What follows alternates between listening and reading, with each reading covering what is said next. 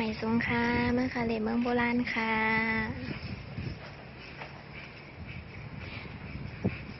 เลเมืองโบราณจำกันค่ะ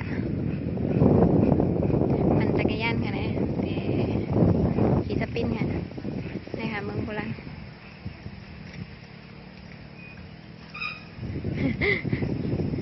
นี่ค่ะ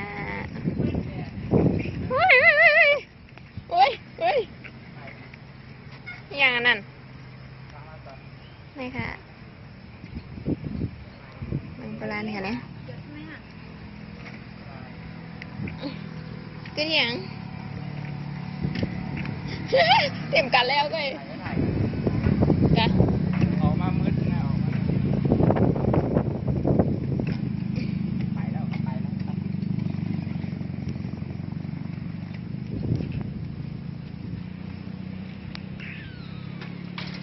เที่ยวเมืองโบราณค่ะเที่ยว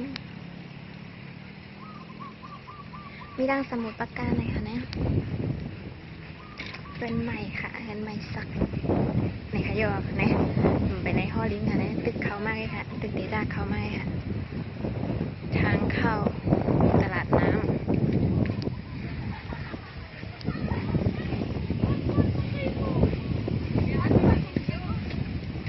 ไม่ไปค่ะเราเว้ยตาย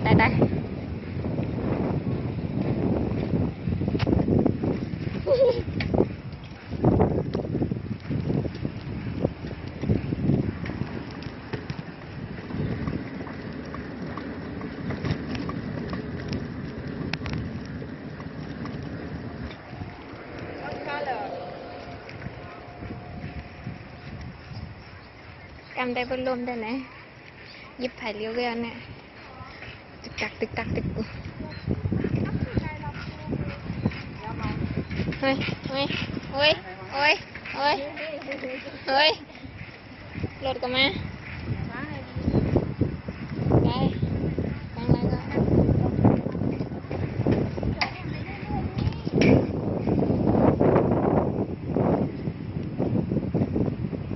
ไม่ค่ะมาตั้งปีสาวค่ะนะปีสาวก็ไกลนะว่ะ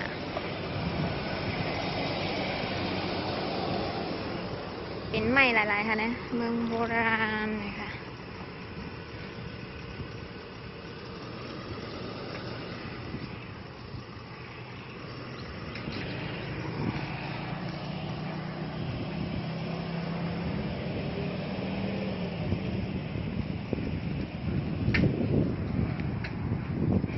ฮัลโหลคือปีแล้วค่ะนะไปรวมไปรัวค่ะนะปั่นจักรยานค่ะว่านะคะไปคัดเล่าไงกับผาลานกันเนี่ยค่ะนะ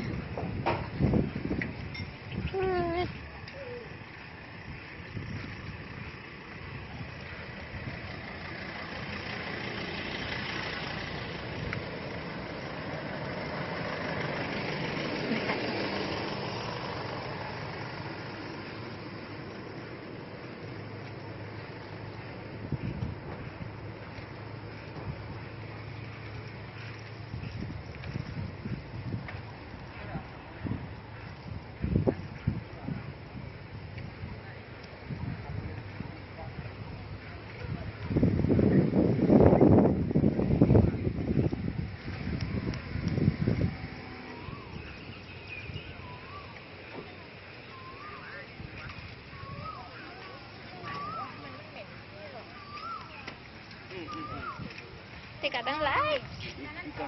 กับน้ำตกทำจะได้ตั้งน้องเนี่ยเหรอฮะเอาพอกะกะดิน้ำตกสิงตรงก็คุ้นที่เอา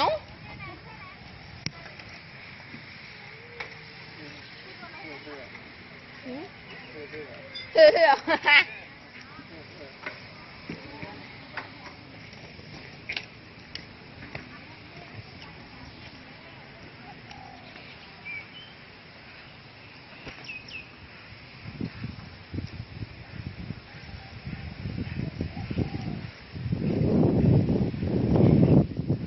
บ่จ้างไทยดีๆค่ะเนาะยันว่า จักรยานอยู่ค่ะ